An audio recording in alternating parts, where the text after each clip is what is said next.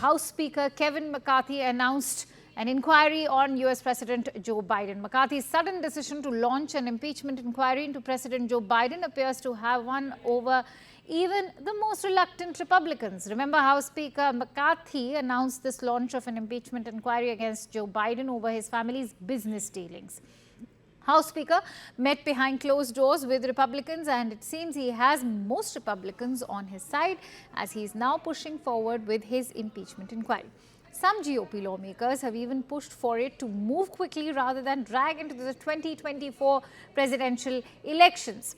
Meanwhile, the White House is mobilizing to go on an offensive, calling the GOP's impeachment allegations unfounded and merely bowing to former President Donald Trump. All the while, McCarthy faces turmoil on his right flank as he tries to steer the House to approve government funding, also stave off a federal shutdown. White House Press Secretary Karine Jean-Pierre has said no evidence has been produced by Republicans against Biden as they are now investigating the business dealings of his son, Hunter Biden. And Jean-Pierre said it appears that Kevin McCarthy had ordered the inquiry in response to pressure from far-right Republican lawmakers like Representative Marjorie Taylor Greene. Let's listen in. House Speaker Kevin McCarthy has launched an impeachment inquiry into President Joe Biden. Speaker McCarthy stunned Washington. It was expected, but still surprising when he dropped the news yesterday that he was acting on his own to direct his House committees to start this probe into the president.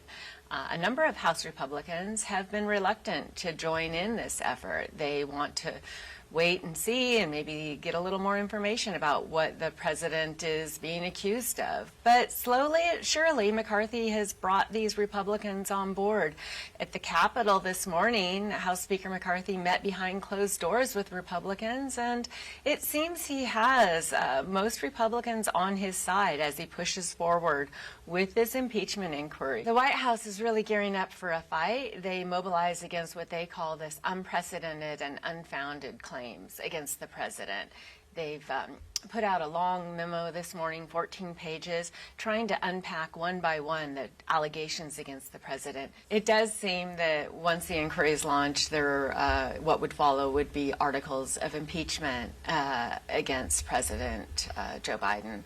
Whether that comes in a matter of weeks or months or even next year, that's what we don't know, and we will see as this investigation proceeds. Of course, even if the House is able to round up the votes to impeach President Biden, the matter would then go to the Senate.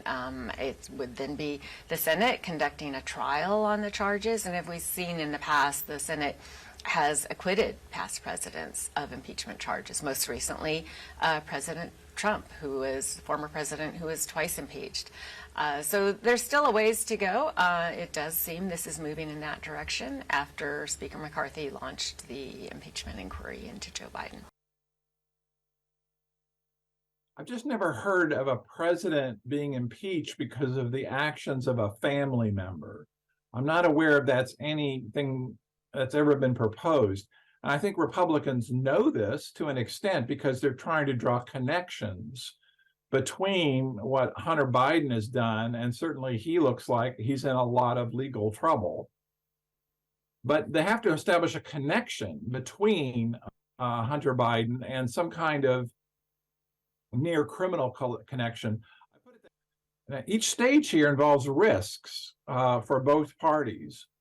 Republicans, if they don't come up with more than what they've got, they will face a real choice between pursuing things on the floor of the House when there will be substantial arguments and evidence against them, and maybe it would go down to defeat, and that would look very bad for them. Or they succeed because they work to convince their members of the party that there's sufficient evidence, but then it falls apart in the Senate.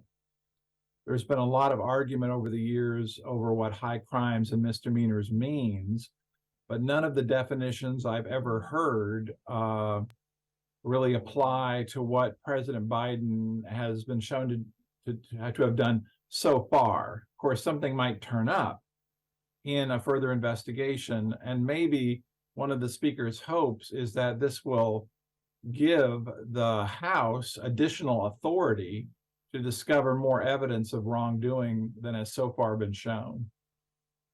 Some of us are distressed about this because we thought the lesson of the Nixon impeachment that wasn't really adhered to in the Clinton impeachment was it really the level of seriousness of the allegations really has to be at a high level before you go forward.